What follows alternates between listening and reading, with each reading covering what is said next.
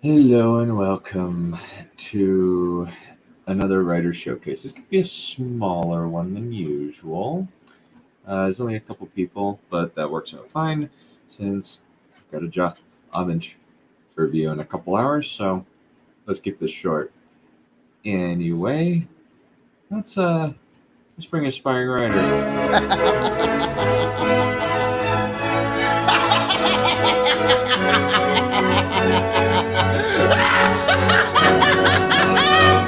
Get fucked!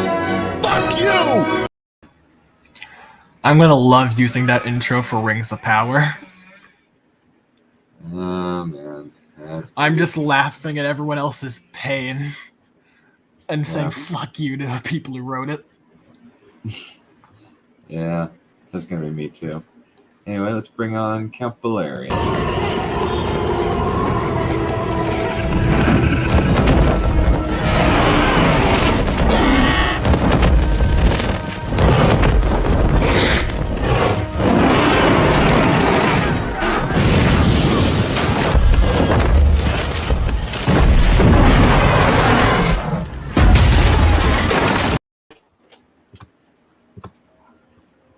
All hail House of the Dragon. Afternoon. The only show, the best show on television going right now. Yeah? All right, so how about we do Aspiring then Valerian, or do you want to do it in reverse? I think actually I should probably go dead last. Oh, really? Okay. Aspiring, you go first. Alright. So, a little recap from last time. Vampra has been trying to find a way out of the planet she's on with the little child that she's trying to rescue. The planet's blockaded, and so very difficult. She needs to find a ship, so she goes to a shady place, hoping a smuggler will get her out. And after what ended up being a moment where she twerks, a very unintentional thing that I wrote down. Just accept the joke. You need to accept it, it'll die then. So after a little bit of twerking and tensing, she notices that there's some people who are carrying weapons and have suddenly asked and probably made sure everyone else left and they're the only ones there. So she's like, oh, I think I know who these are. These might be arcane anarchists. I don't know why I keep saying arcanists. So she decides, all right, I'm gonna go and fight them. But then she's like, why am I fighting them? We're doing this. We have the same goal. But then again, these people want to kill me real bad. So she tries to surrender to them. She hands over the girl she's trying to rescue. And the commander of the anarchists asks her to lower her weapons while they're still pointing their guns at her. And Vampra's like, you haven't really accepted my surrender. And we end with Vampra being fired upon. And with that, let me pull up the chapter. What chapter number is this? Nope. There we go. Vampra dived to the side, rolling as the squad opened fire on where she was. Fire roared in her ears as the crates of alcohol were ignited, and she felt the warmth on her back. Whipping off her cloak in front of her, which was now a blanket of flames, she drew her spear at one of the anarchists in the same motion. As a blue bolt of plasma skimmed the already burning cloak, turning it to ash, Vampra took out her dagger and ran toward the nearest anarchist, keeping low. Blights! Vampra thought it like a curse, rolling under a hastily aimed plasma bolt and forcing the anarchist's plasma arm up as she rose, jamming her dagger in her neck. Of course they would have blights. They planned on infiltrating Mark's freighter. They would have prepared to face a soul consumer. Another roll away from the burning remains of the bar, and she summoned her sight to her. Removing itself from the head of the Maquis she threw it at, his soul already out, it flew to her, tripping the anarchist in its path and spinning. She ducked before it reached her hand, narrowly dodging another plasma bolt aimed for her arm.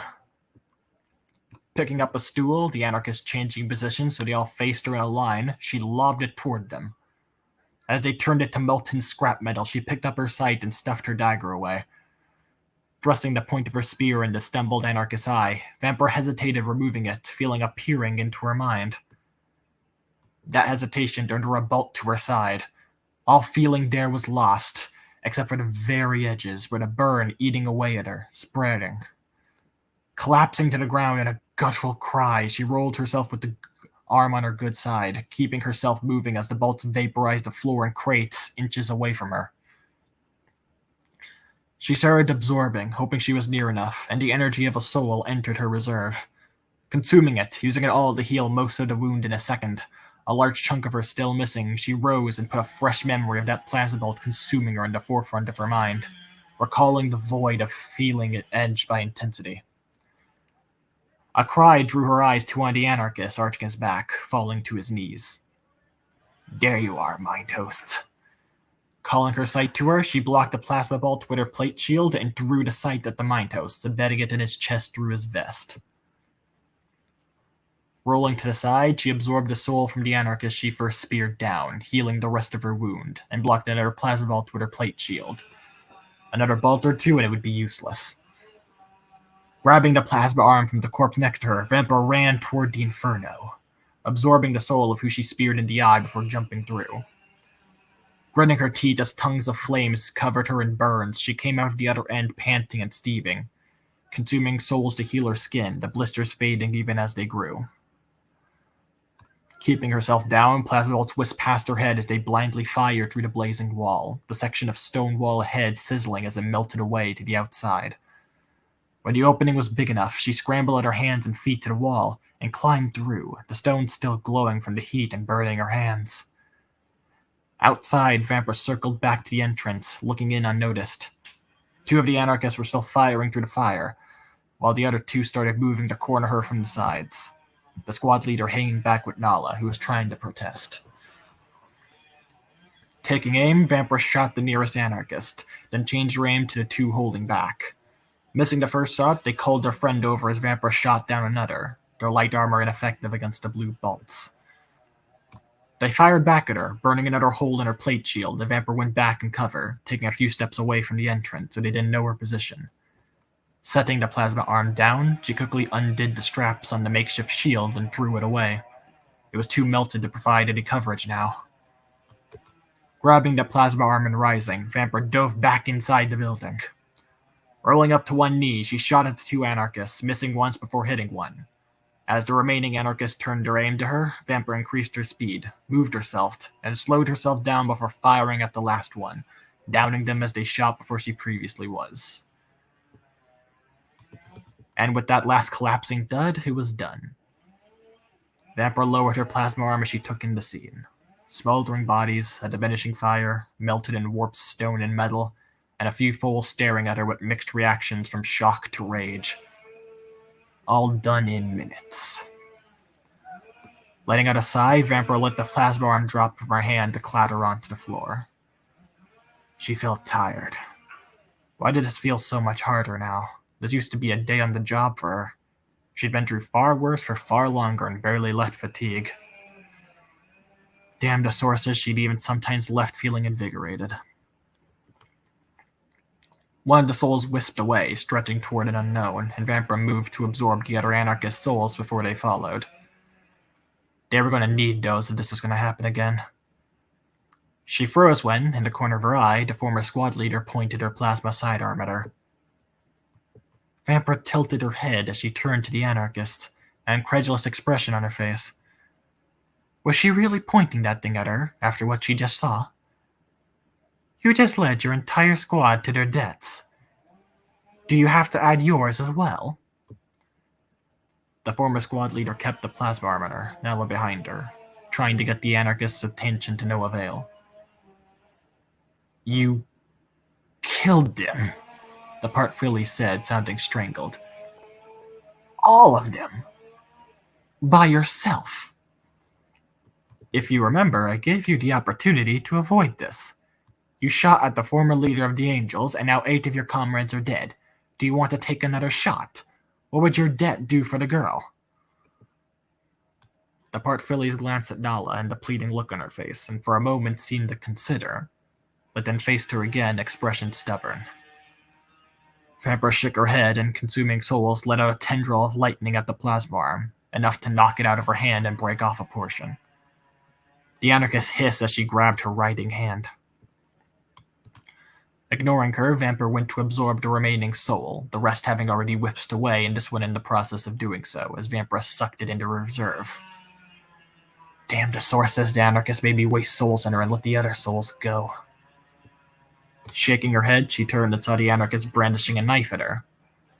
Breathing out exasperately through her nose, Vamper called her sight to her hand and batted the dagger away in one swing.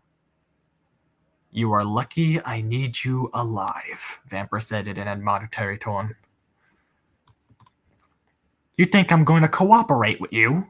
The anarchist barked. After all you just did? Vamper's glare made the anarchist back away as if her eyes were glowing. Indeed, you are going to cooperate, because if you don't, the fate of what happens to this girl you were sent to collect will be on your head, and the comrades you sacrificed. The next time someone offers a surrender, Vamper cut her off, voice like steel, don't proceed to give the order to gun them down with a firing squad.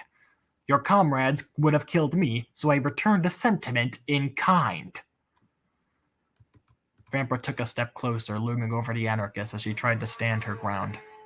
The only reason I haven't sent you to join them is because you are my only hope of helping the girl.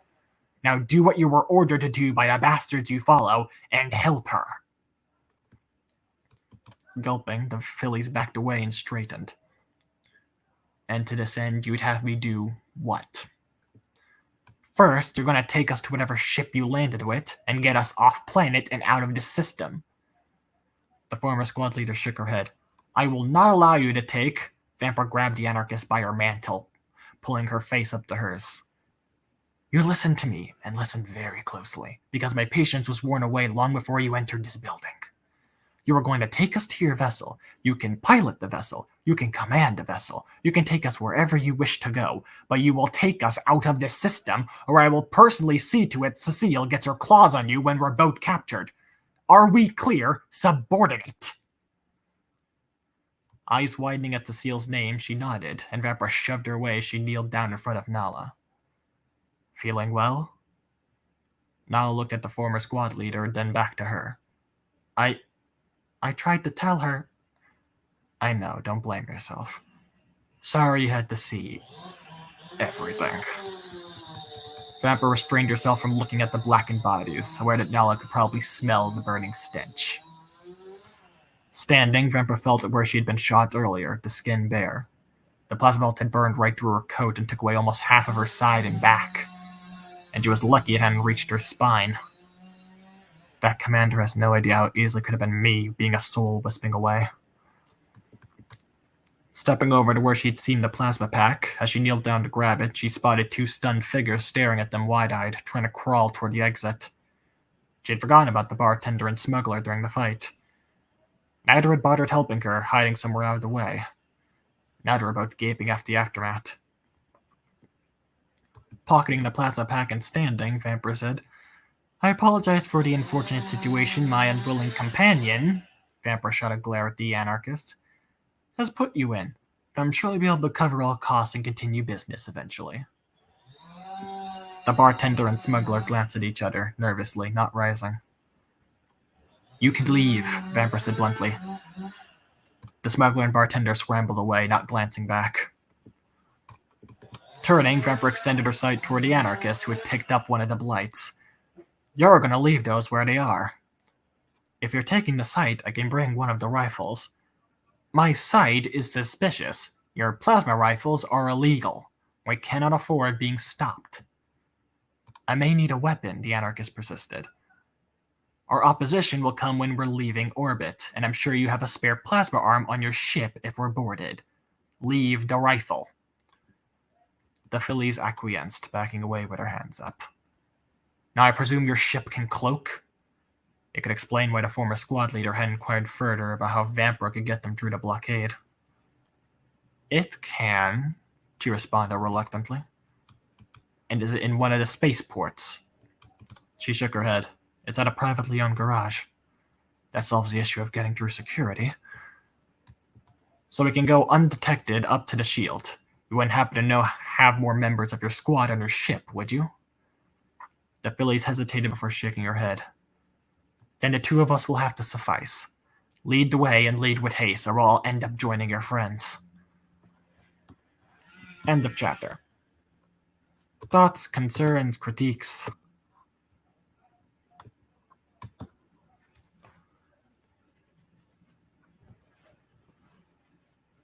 Actually managed to keep it within like 15 minutes. Mm-hmm. Yeah, unfortunately, I had a food baby to give birth to. Oh, most yeah. of it. It was over already? Yikes. That's almost too quick. Thanks. I did have one comment. Lead the way or lead with haste. Lead with what? It was lead the way and lead with haste. Yeah, I think you might want to change that. I was having difficulty thinking on how to end it. Hurry up and lead us out of here.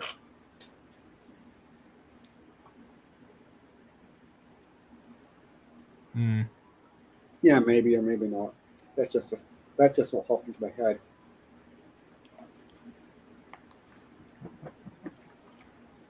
Anything else?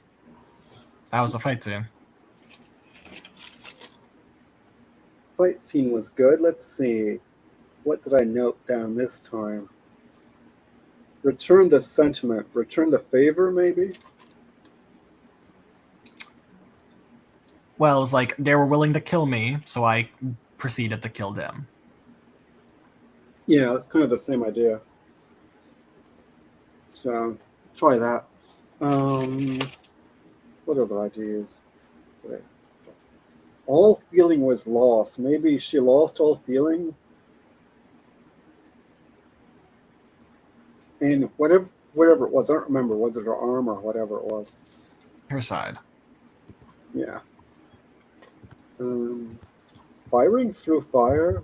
Did I hear that right? Yeah, I noticed that when I read it.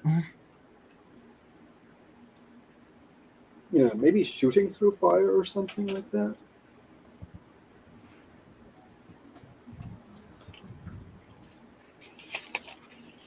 Yeah. Let's see. Both dived and dove are good for the past tense of dive, but just as long as it's consistent.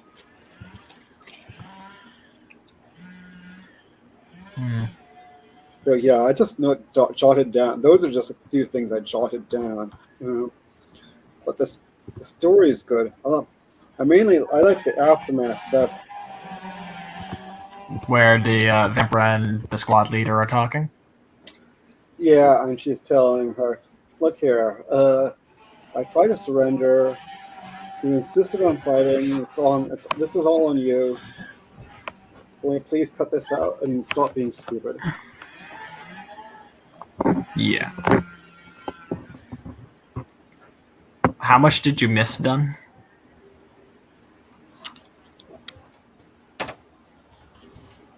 Did I miss? What did I miss? I was asking done because he said he had to give a food baby, meaning take a shit. That's more than I need to know. It was mostly up until the last 2 minutes. God damn it. Sorry. You could read the 2 minutes again because there'd still be plenty of time before I'm ready. Well, I'll just read a long one since one thing about today is going to be a very busy day for me since I have a job interview, or at least talking through an offer. I'm also gonna be saying, hey, I've got a couple of other interviews coming up in the next few days. Is it okay if I wait on accepting this offer? Oh, okay. Yeah. So. Good luck with all that, mate. Yeah. Hopefully. Alrighty. Let me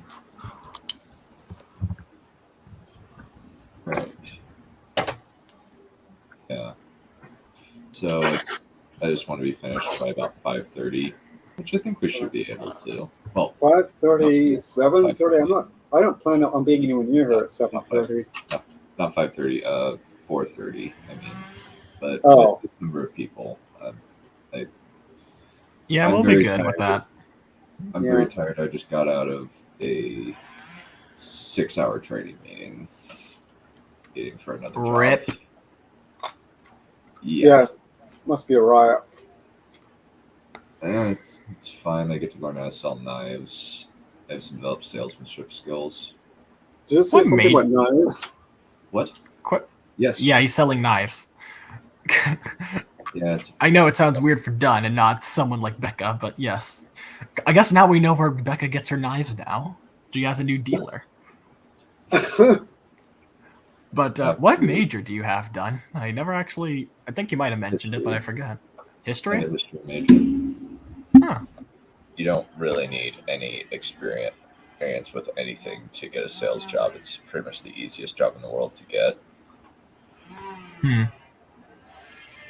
It's basically built on a meat grinder mentality / laundry. I guess the best way of putting it is laundry. What they want to do is just throw a bunch of people in, see who sticks, and the people who stick will generally make a lot of money, but it's a bit of a grind. Thankfully, there's a base pay that's based on appointments rather than sales, so I can make about $21 an hour, but I have to first get the appointment. Well, good luck with that. Yep. Knife man pulls out his gun coat. It's more like kitchen knives. There's also pots, pans, gardening supplies, that sort of thing. It's good quality Also stuff. dangerous. It is. Maybe you but, should advertise during your streams. well, I'm just stating practically what they have. It's good stuff. It's got my family has a set, and basically it's a lifetime guarantee.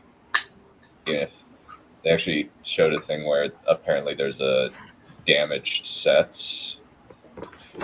where somebody fed it through a meat grinder, and they still replaced still replaced the knife, no questions asked. Yeah. But yeah, that's on my mind. And since I spent 6 hours today in training, and then 8 hours yesterday in training, and then and about 5 hours the day before. Pain. Oh. Yes, what a riot. Yep. Alrighty. So, what's happened so far is Mordred has rescued Maeve from the High Priestess Maeve from the giant Jormungandr after she was abducted, and there might be a little something going on because of a strange mistranslation in the scriptures that these people use, where they think that the herald should marry the high priestess. But he's like, I've never done this before. Can we talk about this later? He's like, okay. And then he sends her up the lift while he waits to fight the giant in round 2 of their little duel. How romantic. Yeah. Yep. Alrighty. This is chapter 24, The Endless Caves. Maeve sat down in the middle of the lift, a twinge of residual fear rising inside her. The darkness and the confined space of the lift was too much like the cage. Now that Mordred wasn't there, her courage seemed to be fading, replaced by a furtive unease. In the vaguest sense, Maeve could tell that the fear and discomfort was in her head, but she couldn't shake it. Feeling like a scared child, away from the monsters under her bed. Maeve pulled her knees close to her chest and wrapped her arms around under her legs. Finally, after an interminable wait, she emerged into the sunlight. Blinking, she shielded her eyes and tried to let herself get accustomed to her surroundings. High Priestess! Maeve turned to see Laviarna and... Was that Karma Nisalea? Running toward her with two forces in tow. Thank the goddess you're alive! Maeve, the other priestess, wrapped her arms around Maeve and held her tight. Where's Mordred? Kara asked, glancing down at the lift. He was holding off the giant that kidnapped me, Maeve explained, trying to push Laviarna away with little success. I don't know what's happened to him. It's only been a few minutes, but I'm going after him. Kara cut her off and stomped toward the lift. Kara, that thing will kill you! Maeve grabbed the older, taller woman by the arm. He's the only person that can fight that monster. You can't just leave him, Kara protested. Do you want to get killed? Laviarna asked. If you do, I, for one, will not lament the loss of a heat without the flicker of an eye. Kara's fist hit Laviarna's nose and sent her to the ground, clutching a broken nose. I thought I warned you how to save yourself a broken nose. The tan woman's tone was extremely offhanded despite the sudden violence she'd just perpetuated. You bitch! Laviarna spat blood out of her mouth, then pulled out an already soiled handkerchief and wiped at her profusely bleeding nose. You hit me! Obviously. Kara raised an eyebrow. Want me to do it again? My foot does significantly more damage than my fist. Please, stop! Both of you!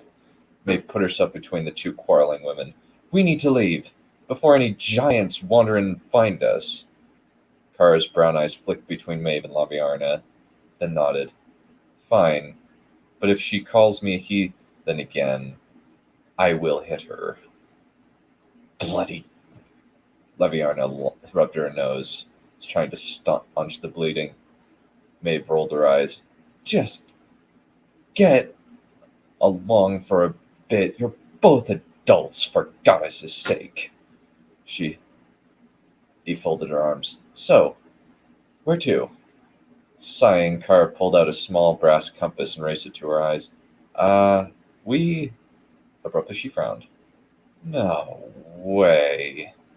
She shook her head in clear exasperation. We need to go that way. She pointed at the mountains. Away from civilization. Laviarna snorted another bit of blood out of her nose. Are you bloody joking? Well, this led us to you, Kara shrugged, seeming more confident after being questioned by Laviarna. So, I get the feeling we should follow where it goes. Shouldn't we go back to wherever you came from? Laviarna asked. If this thing says we go that way, we go, Kara said flatly. At least, that's where I'm going. Ignoring Laviarna's protests, the tan island woman swung onto her ugly brown stallion's back and adjusted the reins. There's another horse there. She pointed toward the piebald pawing the ground. I suggest you get on her and follow me. Because if not, you're staying right here, because you're not going to find your way out of the wilderness. Laviarna, we should probably listen to her, Maeve remarked, walking over to the piebald mare, who snorted at her and stamped a hoof. Maeve retreated, raising her hands defensively. How do we get on without being bitten? Breeze, let her on, Kara said blithely, though there was a tinge of irritation. Seeming as disgruntled as a horse can be, Breeze lowered her head and reluctantly allowed Laviarna and Maeve to pull themselves onto her back. Nudging her ugly horse's flanks, Kara took off at a gallop towards the mountains. I suppose we have to follow her, Laviarna said grimly. That's not such a bad thing, Maeve shrugged, then patted Breeze's neck affectionately. Come on, pretty girl. Let's see how fast you are. Tossing her head eagerly, Breeze took off at a run after Kara's brown destrier.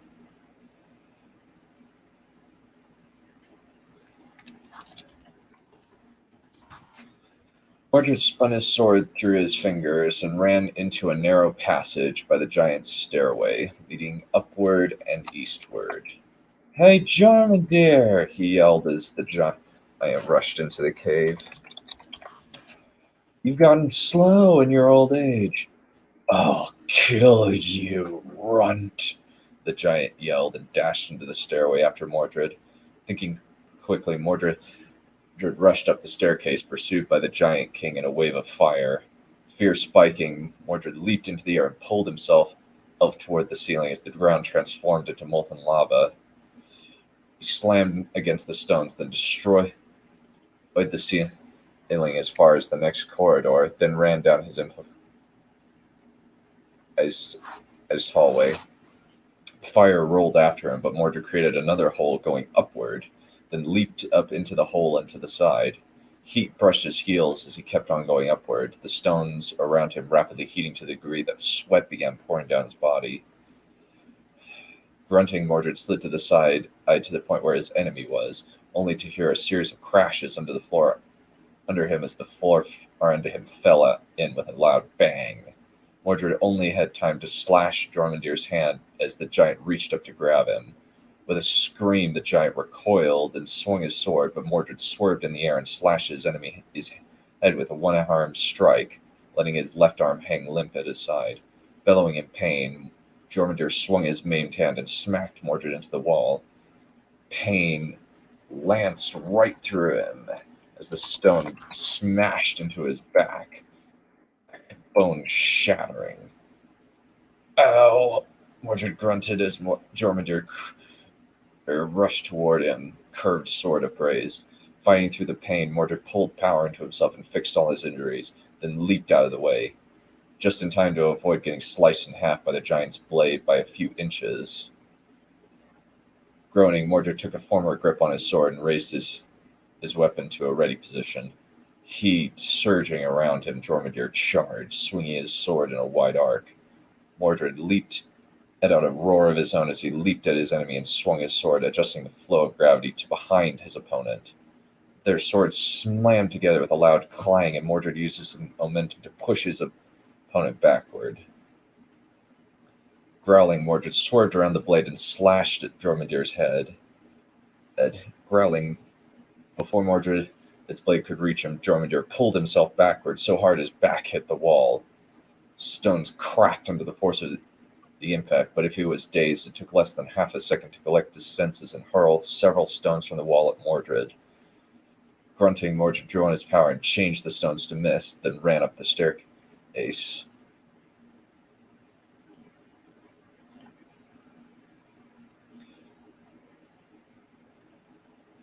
Jormundir charged after him, but Mordred slowed his enemy by slamming his sword into the wall and destroying several sections of the support, causing the ceiling and floor to collapse by turns. Roaring in fury, Jormundir allowed the rocks to smash into him, the axe seeming only to aggravate him further. Often the giant tripped on the holes in the floor, but he pulled himself up and continued the pursuit. Further and further into the caverns they fought, Mordred staying just ahead of his enemy, Jormundir's blade only an inch behind. Often they clashed, swords slamming into each other with desperate fury. Over and over, Mordred tried to get in close enough to hit his enemy's legs and cripple him, but the giant deflected each attack with either sword or gauntleted arm. Grunting, Mordred began backing away, rapidly retreating through the caverns. He had no idea where he was going, but Jormundir kept on pursuing him, fire racing along the walls. Mordred felt his energy rapidly stripped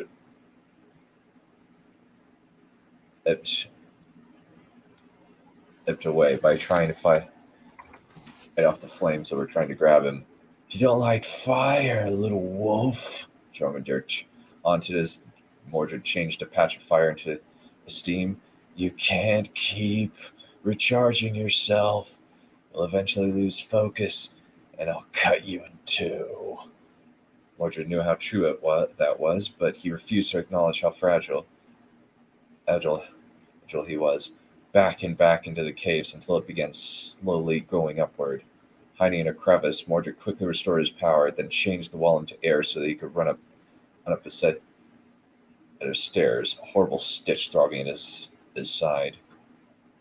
"Keep running, Mordred," Jormungandr's voice preceded the giant smashing through the wall and unleashing a wave of flame.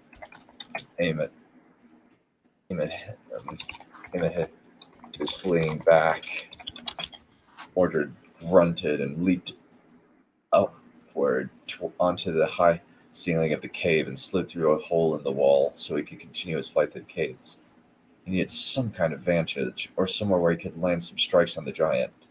As if to mock his efforts, Jormungandr crashed through the floor and began chasing after him, though this time he changed the floor to molten magma with the consistency of water.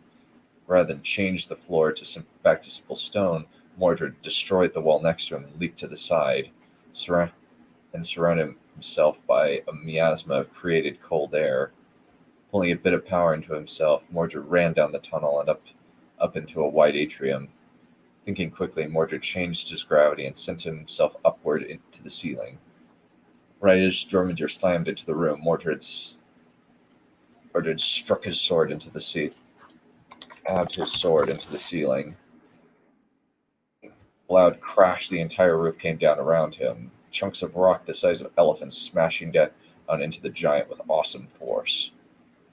Mordred knew this would only aggravate the giant, but it would still distract him. Growling, Mordred released his grip and fell downward. Rocks dropping all around him as the cave even began spiraling out of his control. Before he could get more than way down, a wave of fire exploded outward and disintegrated the boulders. Abruptly desperate, Mordred tried to alter his trajectory, but he only managed to adjust his body and throw himself to the side before the intense heat consumed his left leg and arm. Screaming, Mordred tumbled through the air and smashed into several boulders, breaking multiple bones before rolling down on a small hallway out of the way of the tumbling boulders. For a moment he was frozen, unable to think from the memories of endless burning smash to his brain in like a physical blow. Shaking, he tried to pull himself back to the moment, but the pain in his arm and leg kept dragging him back into his past. Clutching his teeth, Mordred focused on the here and now. It took all his focus, but he finally pulled in power, but his body was so drastically ruined that it took a few minutes to regrow his limbs and repair his broken bones. Coughing, he tried to push himself up, then collapsed. Not enough. Mordred pulled in more power just as the walls burst apart in an explosion of flame, throwing him further down the hallway with burns all down his back. Howling in pain, Mordred tumbled down the stone corridor, the ragged rocks tearing at his burned back. "You cannot beat me," Jormungandr roared as he rushed toward Mordred, swinging his curved blade, fire raging around him. "I am the Lord of the Deep Places, mightiest of the giants. You are but a shadow of your former self. You cannot defeat me." Mordred fled, pulling himself away with a desperate gravitational pull, keeping ahead of the flames racing to catch him in their molten grasp by a hair. He bashed against several walls before he could adjust himself to skid around the corners, but thankfully the injuries weren't as severe as a few minutes ago. It still hurt, though. Eventually he ran out of power and had to stop, if only to restore his energy. But his respite only lasted long enough for him to get to his feet and keep running upwards. "How far have I run?" he thought as he finally reached a spiral staircase leading upward into the mountain. Quickly repairing the injuries he sustained, Mordred ran up the stairs.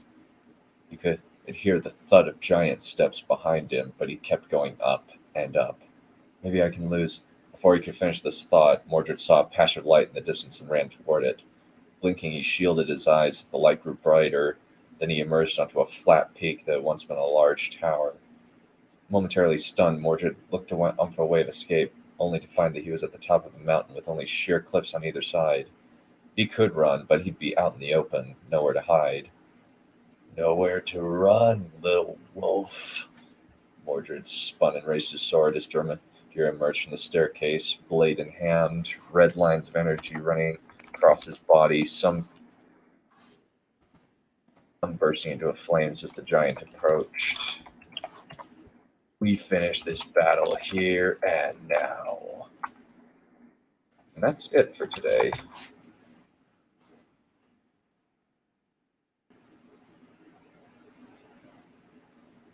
Thoughts, questions, feedback?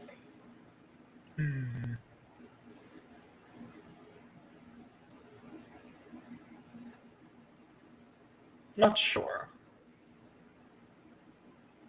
Admittedly, I started cutting out a bit. Oh dear. Had that microwave going on. That always fucks What? with things. That's You know we can see you, right, Mr. Bale? Oh. I've been having some weird. I was just having some weird experience with my mouse. Huh. Okay. Yeah. Yeah. Where mainly I was trying to keep it from, you know what, when it gets stuck and wants to, it keeps wanting to zoom in and zoom out and zoom. And no, I do not want to zoom in. It's still too zoomy. Anyway. Yeah. Anyway, yikes. That's my principal fault. Yikes for Mordred fighting a giant to the death. And getting burnt up and stuff. Yep. Yeah. Yeah, he's quite afraid of getting burned. That's his principal fear. Since he's been in a molten pit of lava for several thousand years, and the only reason why he didn't die is because it's his spirit being tormented, not his body. Oh, that's nice. Yeah. Yeah, that's how we start the book, actually, is him being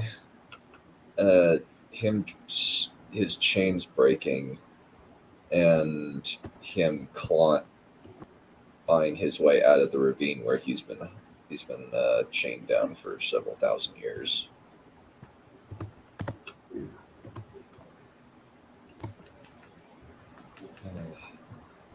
Yeah, it looks like opera is not very good when it comes to.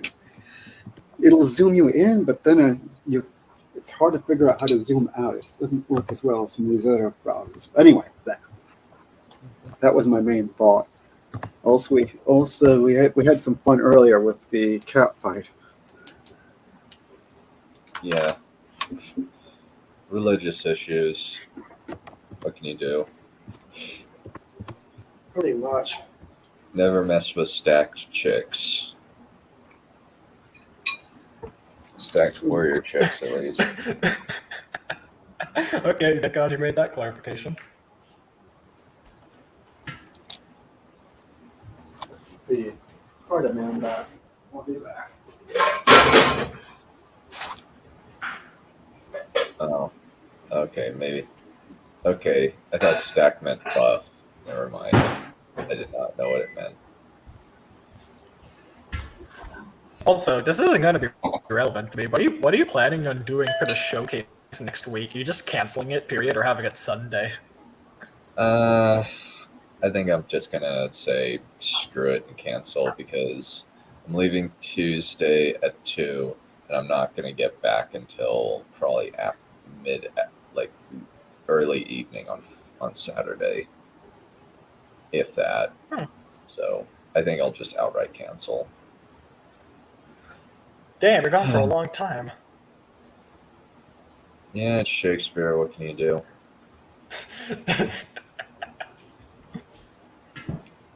Yeah, admittedly, it's only like a couple of plays that I'm going to. One of which is Sweeney Todd, which I've heard is very good, and generally, Utah Shakespeare Festival is really good quality production.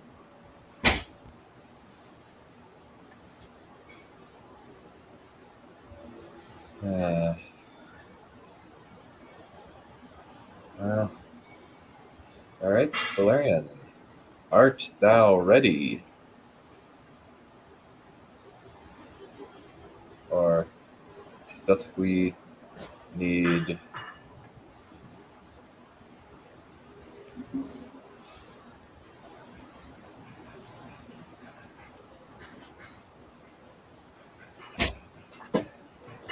If you're waiting for me, I'm not ready yet.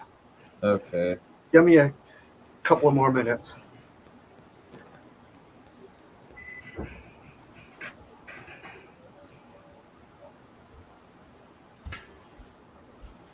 Well, at least good news for me. I'm starting to get my appetite back, which is good.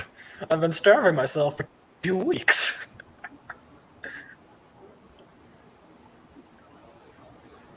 Finally get to enjoy a good sandwich. Well, I don't really have that many people in the chat. If you guys want to tell me why my stuff sucks, that would be great. Or is good, whichever.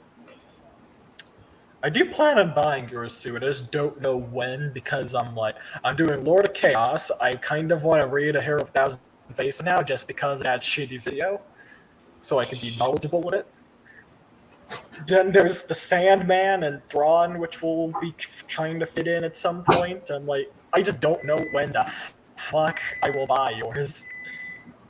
I just need a time to fit it in, and I don't know when. Especially since Lord Chaos finishes, automatically going to the next one. Yeah, I feel that. And I'm also trying now to do Breaking Bad on top of all that. Because my friend started it, and so I'm like, you know what, I'll start it and watch it with them. And then they just got really ahead. And I'm like, well, I've started Breaking Bad. I may as well finish Breaking Bad. It's fucking good. Yeah, Breaking Bad is one of my favorite shows. It makes me want to have a chemist with me as I write. Mm-hmm. It is pretty solid on the chemistry stuff. Yep. You don't get to see that often. Nope. Because most writers aren't chemists, and it's hard to get a chemist on board and be like, hey, I want you to help me write this show. That's a lot of chemistry to do with it. Can you do this? Do we know if any of the writers were chemists, or if they had to get an advisor for it? It's probably just an advisor, I think.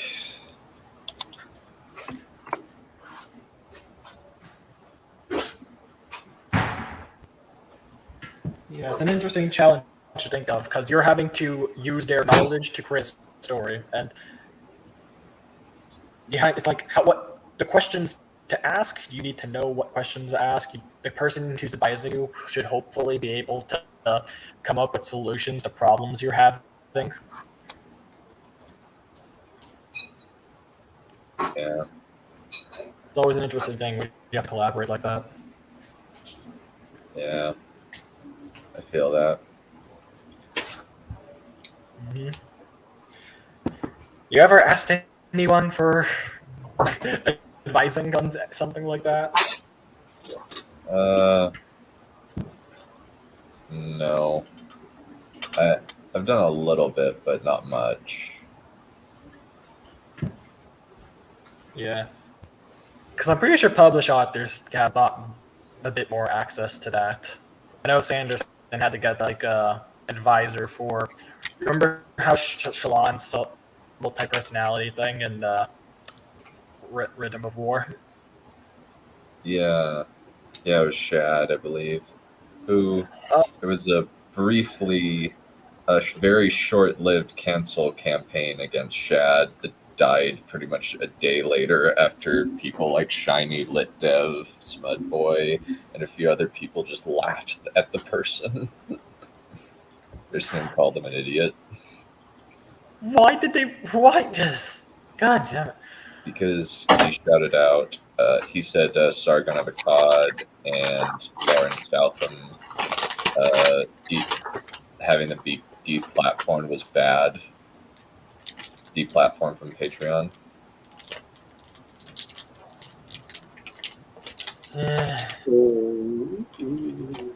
Makes sense as someone who wants to cancel people off platforms would disagree with someone saying, I don't like these people being canceled off a platform. Thank you. I'm glad. Glad you like the fight. I put a lot of effort into it.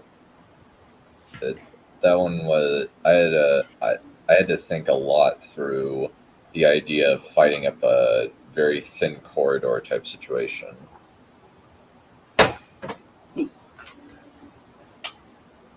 Okay, let me see.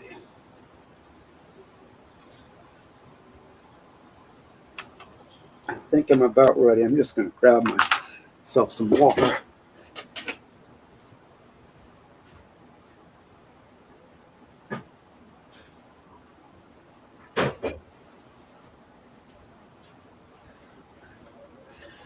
Okay, let's see.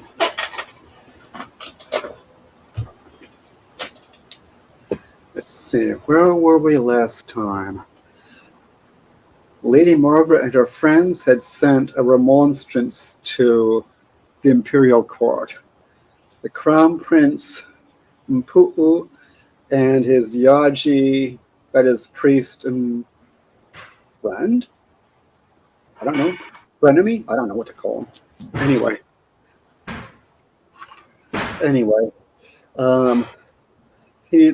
they've read through it with Mpu'u reading and doing sarcastic asides, and that's where we left off. If that part is clear enough, anyway. So.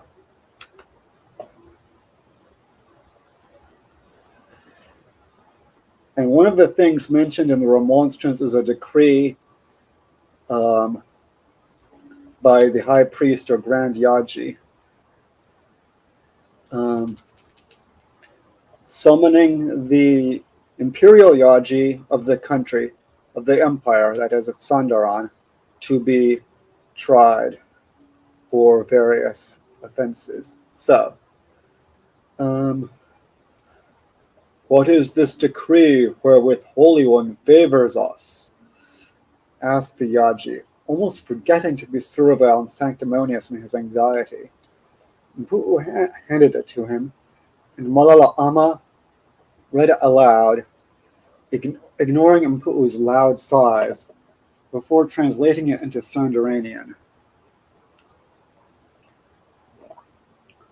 I, Holy One Garawad, the 33rd, Grand Yaji and Chief of Yajis, appointed by Karat in direct succession to Karat's chosen heir, the most holy blessed Ra'in, Viceroy of Nyaja and Ishtaka, the Angara sprinkled, Justiciar of Ikri and Ru, nga nga nga nga nga nga nga nga nga nga nga nga nga, interrupted Mpu'u. Never mind his titles. We know them, and we've had more than enough drivel for one day, or for the entire year. What does the grand nga nga nga nga nga nga nga nga nga ji say? The Yaji looked frightened for half a second, then somehow managed to look solemn, albeit with more difficulty than usual. He coughed and resumed. We decree, establish, proclaim, firstly, that the institution of the Barusa, wherein people of both sexes and all ages are subject to the vile lecheries and abominable desires of the king of Sandaran and of the great lords of that realm, be abolished, uprooted, and annihilated. Secondly, that for the protection of youth, the age of marriage be raised in accordance with the decrees of the Council 434 of the 284th Holy Year, that is 434 BC, which lays down and stipulates the age of 18 for men and 16 for women. Thirdly,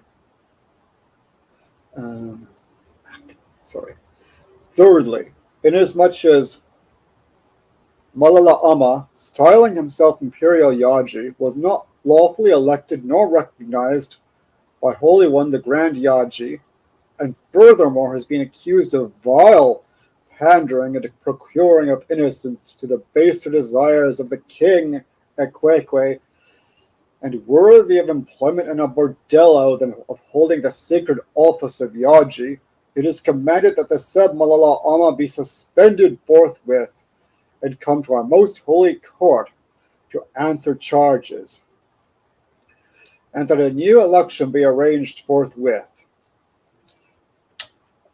For it is written, never mind what's written. I've had so many it is writtens that if I have to suffer through one more, I will be sick to my stomach. Anyway, this Grand Yaji can't do anything. Over there in Terrania, surrounded by bandits. The whole nation are bandits and worse. Insufferably smug and self-regarding bandits. There's nothing worse than a bandit who's constantly quoting classics at you. But anyway, they're not our problem. These rebels out on the island of Oro are. Mpu'u snorted. This just shows how foolish it was to execute Count Pilamar and Garawada. Yes, they might have been annoying, but they never durst perpetrate such rubbish. And perhaps they harbored the dissident jurist, Muku. But so what? He couldn't do anything. And a little assassination could have dealt with him. Now we have a mess on our hands, which Exalted will doubtless promptly make even more a mess. He took another sip of Waka'ati, choked on it, and cursed. Exalted wisdom, began Malala Ama, fidgeting nervously. Oh, stow it. Must you always be encomiastic? You know perfectly well Exalted hasn't the wisdom of a half-witted cockroach that's just been stunned. Mpu'u waved a contemptuous hand at his left shoulder, a gesture which the Yaji began to imitate before stopping himself and looking shocked. Mpu'u tactfully pretended not to have noticed.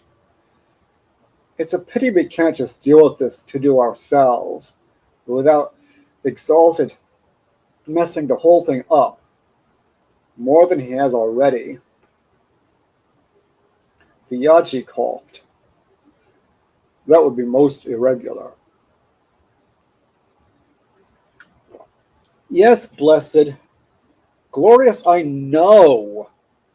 Mpu'u snapped. I didn't get to be Imperial advisor. An Imperial dog trainer would be more like it, by being a complete fool. I suppose we shall have to hie ourselves over to Exalted Chamber and flip this rubbish under Exalted nose. We'd best at least figure out what to get him to do first. Sacred Nine know what you come up with otherwise. Surely Exalted won't send me to be tried, said Malala Ama, almost forgetting his hypocrisy in his fright. The peace of the temple, the realm, order, piety. Oh, don't worry, said the prince, kicking his heels against the edge of the tomb. The Yaji was fortunately too distracted to cluck disapprovingly. Who cares what some daughter down in Terrania says anyway? We can always issue a statement that we found you innocent, if necessary. Best ignore. What about the Barusa? Said Malala Ama. Not that I condoning continence, but... Oh, there can be commission or something, shrugged Mpu'u, or nodded, which comes in their culture to the same thing. Standard delaying tactic. In fact, I think we should just bury the Grand Yaji's decree altogether. Exalted won't enforce it anyway, and it might give him a stroke. Will exalted intellect not wonder what decree the petition refers to? Don't fret, blessed. Exalted intellect doesn't deduce very well, and anyway, is concerned with more important matters, like saranjis and cross-dressing monkeys. But to get back to the rebels, we can meet them halfway on some issues. But what we really ought to do, glorious wisdom, flattered Malala-ama, bowing obsequiously. And Pu'u nodded his indifference. My glorious wisdom is that we should invite them to court and offer to talk to them. And then they can be our guests for a while. Perhaps we can find some relative of Margaret to take her place. But anyway, put them off. Dubious morality, hesitated the Yaji, or affected to, but in the circumstances, order, the good of the realm. We're agreed then, said Mpu'u, slipping off the edge of the tomb and heading for the door. Well, we can deal with Exalted tomorrow. This is enough pain for one night. Let me just check something.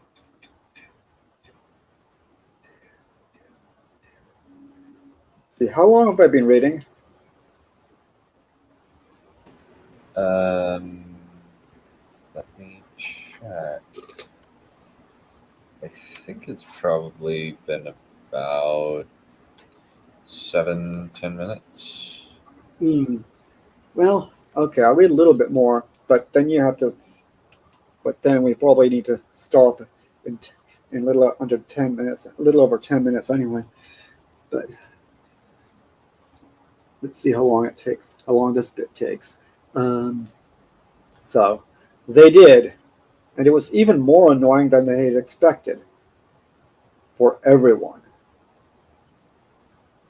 Exalted was already in a permanent bad mood, either despite being a Sybarite or because of it. How do you even pronounce that word? Anyway, he was dimly aware of having daunt a seed, and he had prematurely aged, doubtless on account of Exalted lifestyle. He ranted for several minutes about how he had been waiting for that jeweled tapestry he had demanded. It was a little difficult to bring him to the point, or even make him aware of their presence. Exalted, stammered the Yaji, in his most unctuous tone and for the 15th time. He had remained prostrate on the floor the entire time, in observance of court etiquette. Mpu'u, on the other hand, had got up as soon as he had entered. Not you again, sputtered Exalted, finally noticing his persecutors. It hasn't even been a week since last time. Why do you keep bothering me? Exalted me.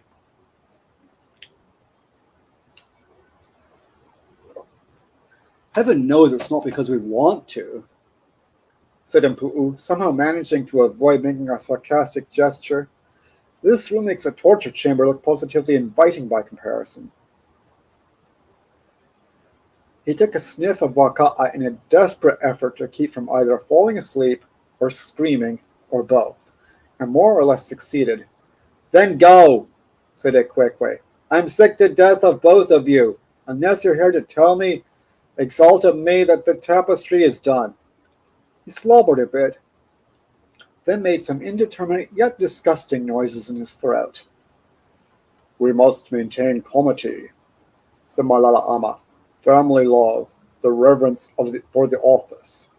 He looked grieved, as was generally the safest thing to do, and began to pray the prayer of the 9, which might have made more of an impression if he could remember the words, or not. He would have to reread it this evening before heading to the Barus. Best not think about that now. Dry up, said Exalted.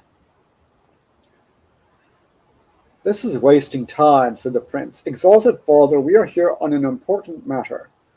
We've received a petition from Margaret, her friend Barama, and and Muku.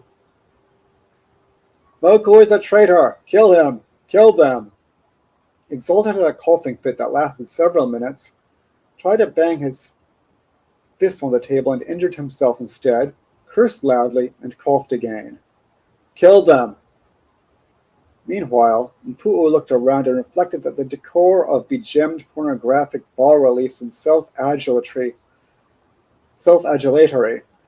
tapestries that adorned Exalted antechamber were even more tasteless than he had thought. Yes, he said impatiently. But anyway, read the petition, blessed. The Yaji read it aloud in a quavering voice, punctuated by Akwikwe's curses, flatulence, and other random noises.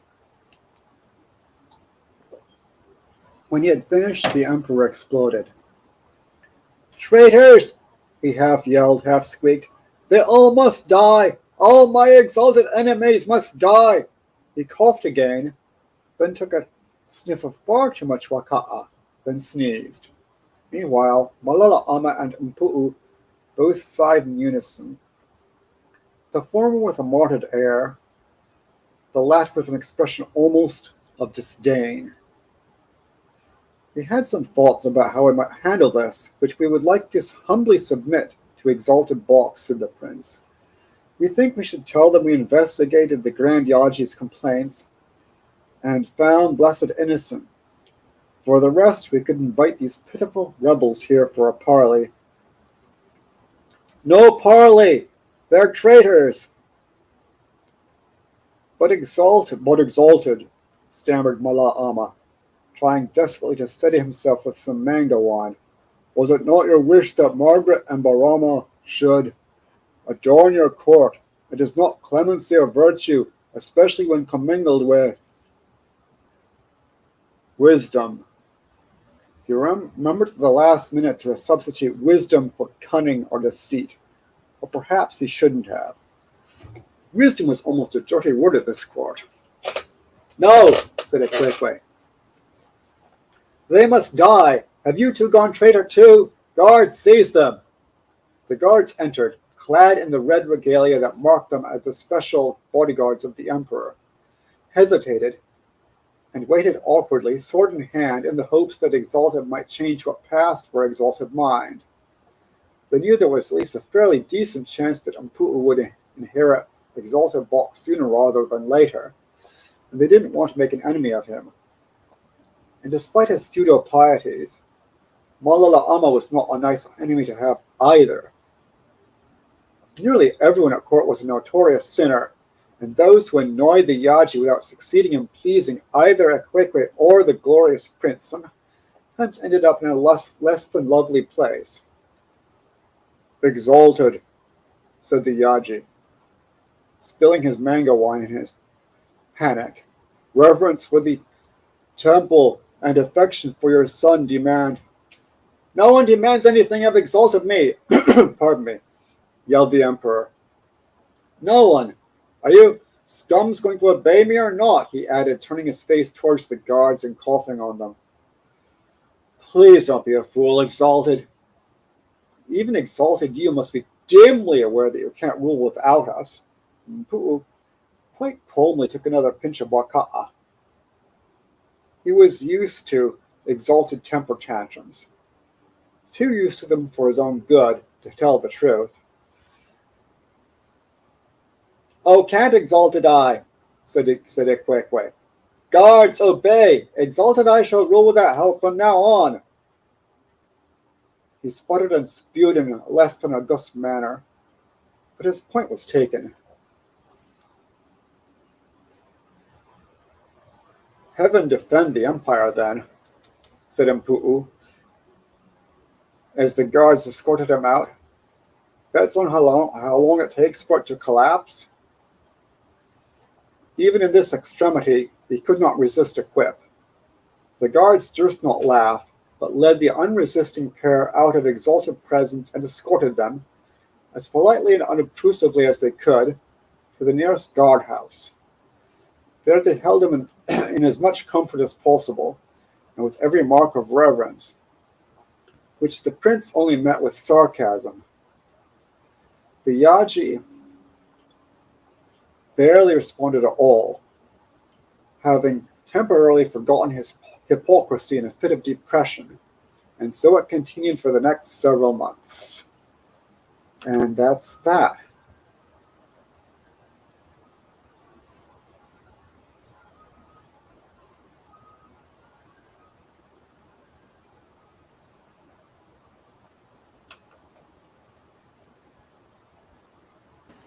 Nice.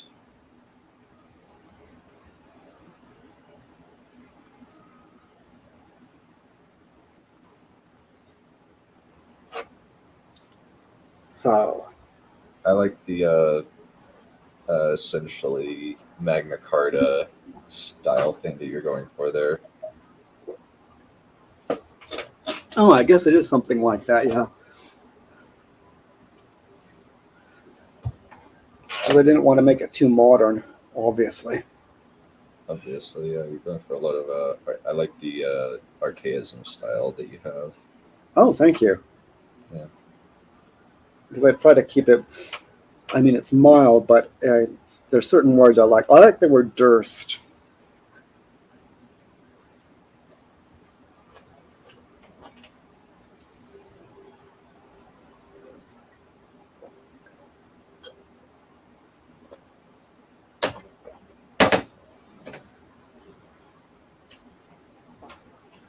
So things are happening. Indeed.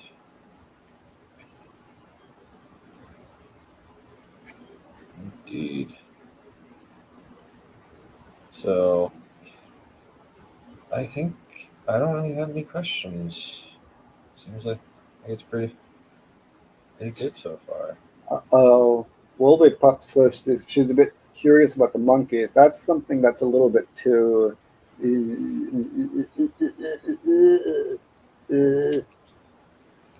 A little bit too X-rated for this form. Probably. Pardon me.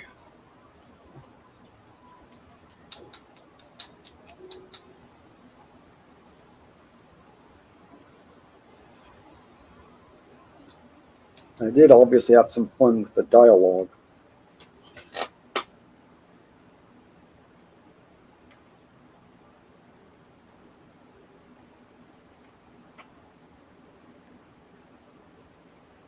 My personal favorite part being the bit about Exalted doesn't have the wisdom of a half-witted cockroach that's just been stunned. And thank you, Kodaki chap. Thank you, Kodaki chap, Wolfie lady. I beg your pardon.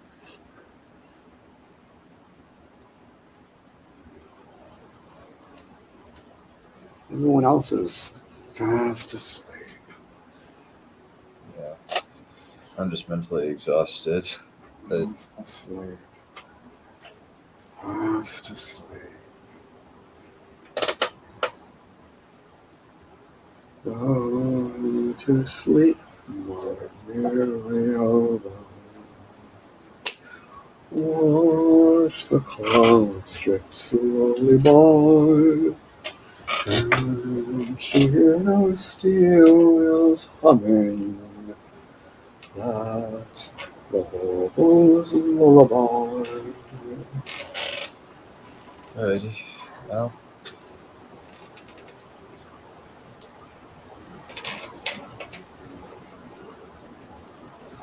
Alrighty. Well, I think we'll call it good for today.